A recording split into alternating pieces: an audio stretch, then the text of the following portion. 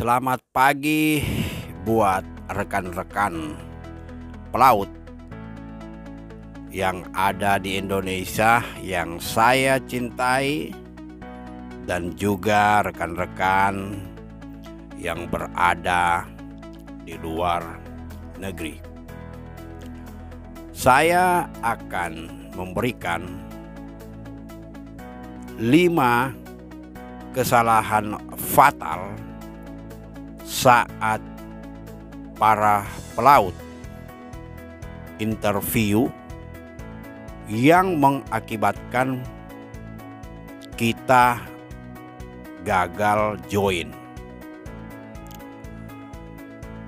Di perusahaan saya beberapa kali diminta untuk menginterview kru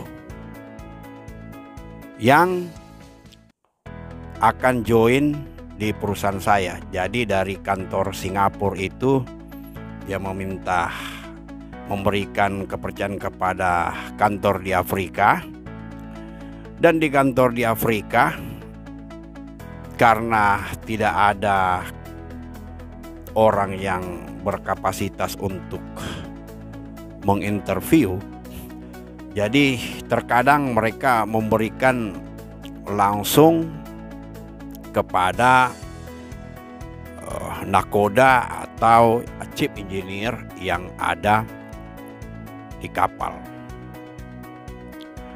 Nah, saya menemukan beberapa kesalahan yang fatal setelah mereka memberikan data diri dan CV mereka ke kapal, dan tentunya jawaban-jawaban yang mereka berikan itu terkadang aneh, dan ini yang harus kita hindarkan buat kawan-kawan para pelaut di Indonesia untuk menghindari kesalahan-kesalahan pada saat interview, agar supaya yang interview kita itu merasa tertarik dengan kita.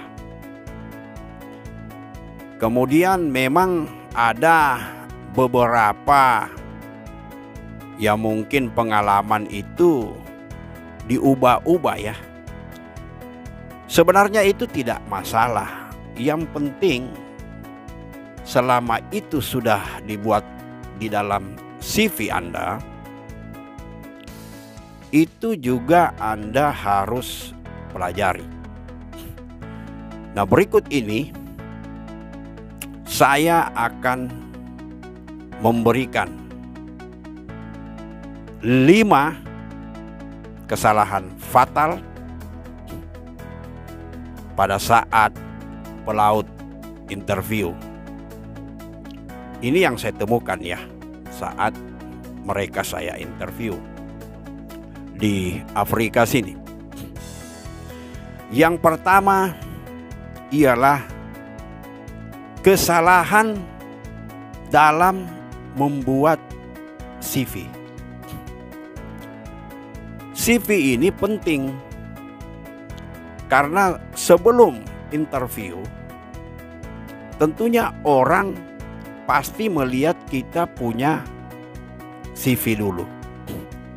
Jadi biasanya di dalam perusahaan itu pertama yang sebelum teknikal ya, yang secara teknikal interview, memang yang pertama yang dilihat dulu itu adalah CV.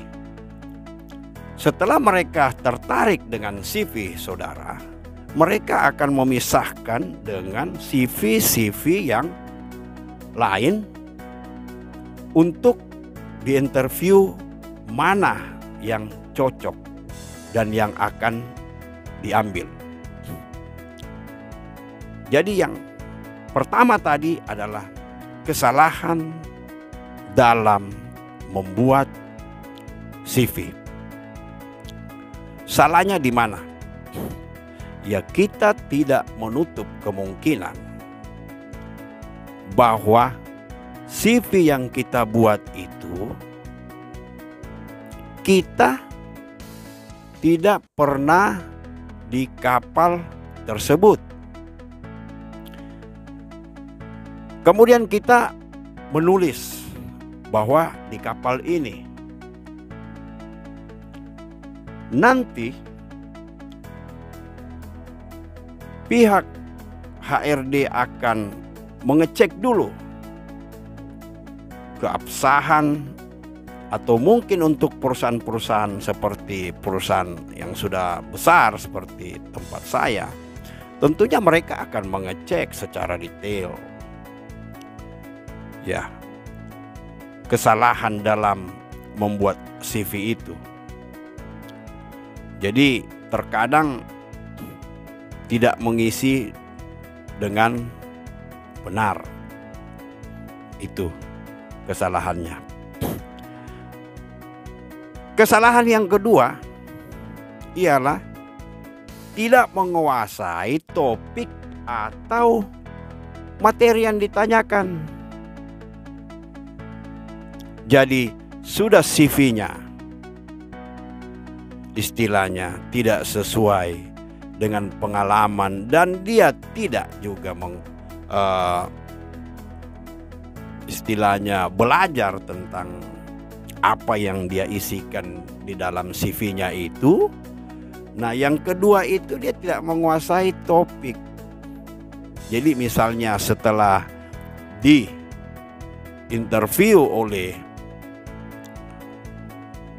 Human Research Department, itu akan diberikan misalnya kalau orang dek mungkin per kapten atau manajer, kemudian orang jurusan mesin akan diberikan kepada teknikal dan juga electrician manager ya.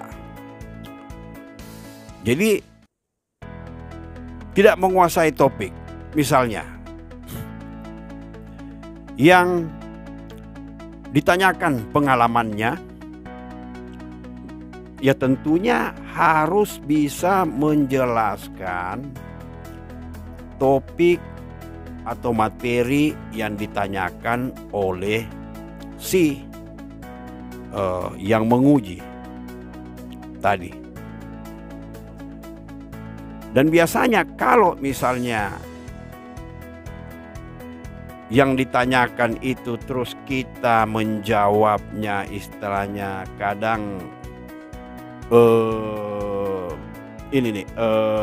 gitu, terus seperti mikir apa itu namanya tidak menguasai ya. Misalnya kalau di mesin, apakah kamu di mesin mana, pernah di mesin apa aja? Oh, mesin ini Caterpillar, Yanmar, Mitsubishi, Daihatsu, Rolls Royce, MAK, apa semua kita sebut.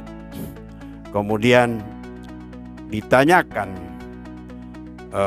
misalnya itu kalau misalnya pendingin yang normal itu untuk jaket mesin itu berapa, biasanya kamu cek berapa, atau pendinginnya berapa, tekanan olinya berapa, tekanan air tawarnya berapa, temperaturnya apa gitu berapa.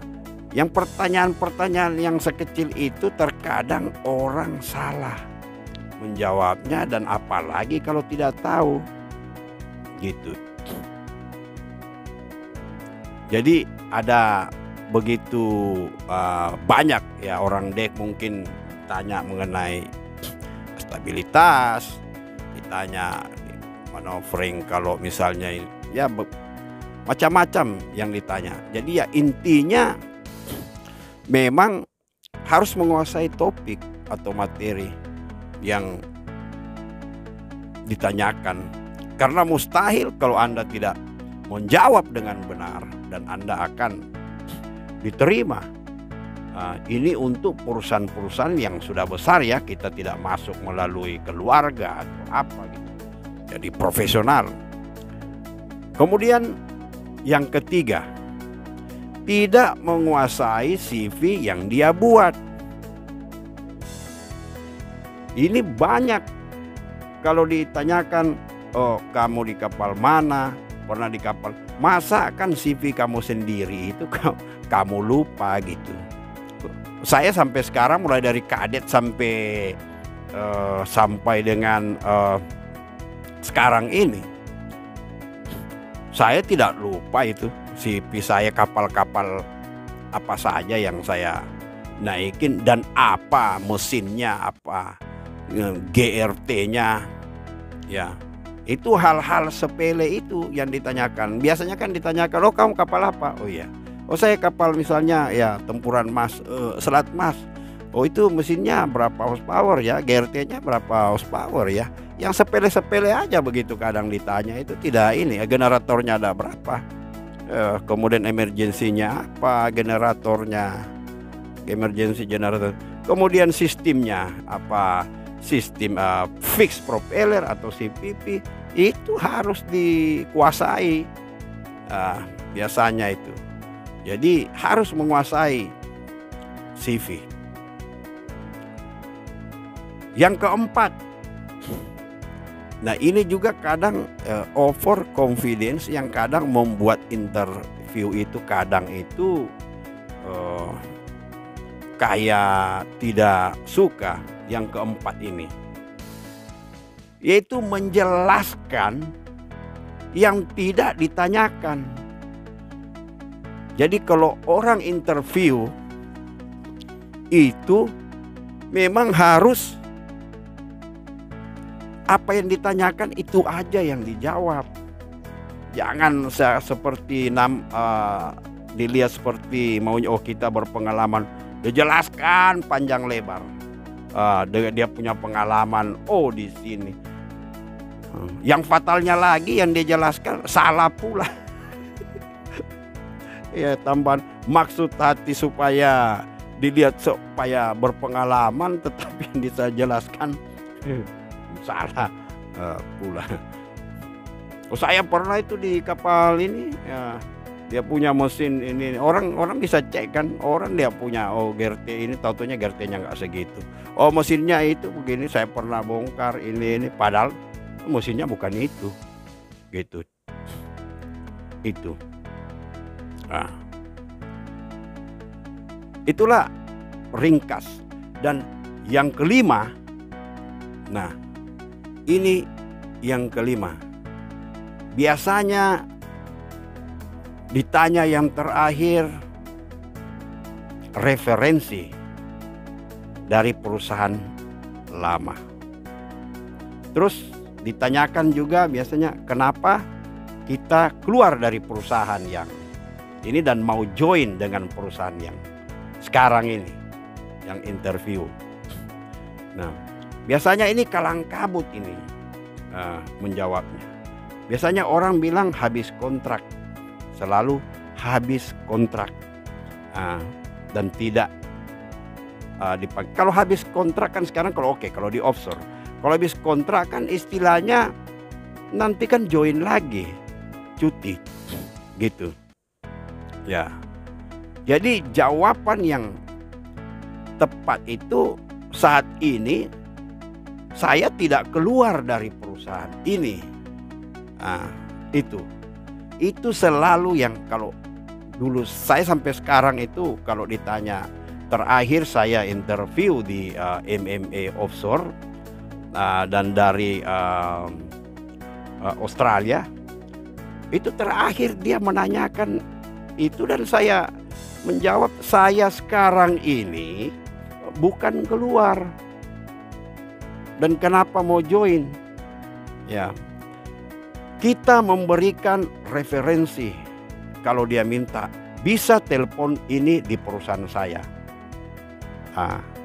Ini orangnya, ini crewingnya, ini untuk meyakinkan dia, dan saya yakin dia tidak telepon. Dan saya tidak berhenti. Jawabannya, saya sekarang ini cuti. Tapi kalau tawaran dari perusahaan Bapak atau saudara lebih besar daripada kenapa tidak kenapa tidak saya coba, mungkin kita cocok. Nah, apalagi kalau dia tahu bahwa kita bekerja di perusahaan itu dengan waktu yang lama. Jadi waktu saya diinterview, kamu di perusahaan ini sekarang sudah berapa tahun? Saya kurang lebih 10 tahun. Oh, itu lama. Jadi itu sudah suatu pegangan yang kuat buat kita bahwa orang ini betah bekerja dalam satu perusahaan. Yang berat itu kalau kita kutu loncat. Jadi di CV itu 2 bulan ganti perusahaan, 3 bulan ganti perusahaan, 2 bulan ganti perusahaan, 5 bulan ganti perusahaan. Jadi itu yang tidak menarik buat mereka. Tetapi kalau Anda bekerja, oh saya 2 tahun di sini, oh saya 3 tahun di sini, saya bukan mau keluar, saya kebetulan cuti.